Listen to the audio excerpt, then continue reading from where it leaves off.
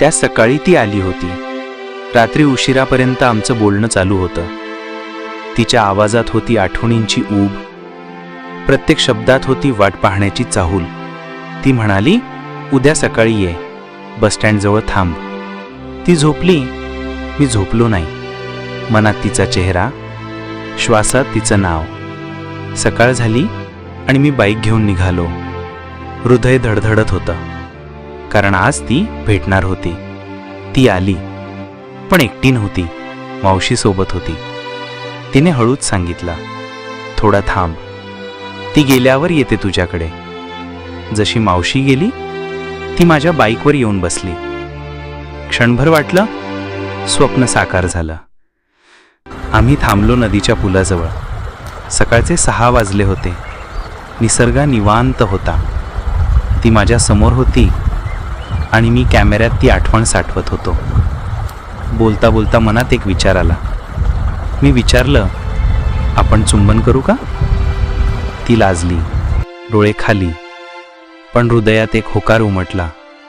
आम्ही पुढे निघालो, पण एका वळणावर कुत्र्यांनी घेरलं. मी घाबरलो, पण तिच्याजवळ असल्याने धीर आला. थोडं पुढे जाऊन थांबलो आणि तिथंच ती मिठीत आली. मी तिला हळकसं चुंबन दिलं. तो क्षण नाही विसरणार मी कधीच. तो तिचा ओठांवरील लाजलेला स्पर्श, हळुवार मिठीतली आपुलकी. त्या काही क्षणात एक आयुष्य जगून झालं. आम्ही पुन्हा निघालो, पुन्हा एकदा थांबलो आणि वेळ थांबली. मधुर चुंबन, गोड गोड स्पर्श आणि तिचं हसणं, जसं आयुष्य एक सुंदर कविता झाली होती.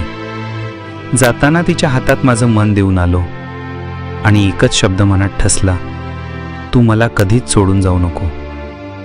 घरी जाताना खूप गप्पा झाल्या, तू मला कधीच सोडू नको, आपण कायम असंच भेटत राहूया, हे क्षण मी विसरणार नाही कधीच. असंच बोलत होतो, खूप प्रेमानं, खूप मनापासून. जेव्हा तिला सोडायची वेळ आली, मी ठरलेल्या जागेवर न सोडता थोडं लांबच सोडलं, कारण मनात अजूनही थोडी भीती होती, कोणी बघेल का. पण नंतर वाटत राहिलं, जवळ सोडलं असतं तर बरं झालं असतं. पण कधी कधी मनाच्या भीती पलीकडे प्रेमाचं असंख्य रूप असतं. त्या दिवशी मी तुझ्यासोबत काही तास नाही, तर एक पूर्ण आयुष्य जगून आलो होतो.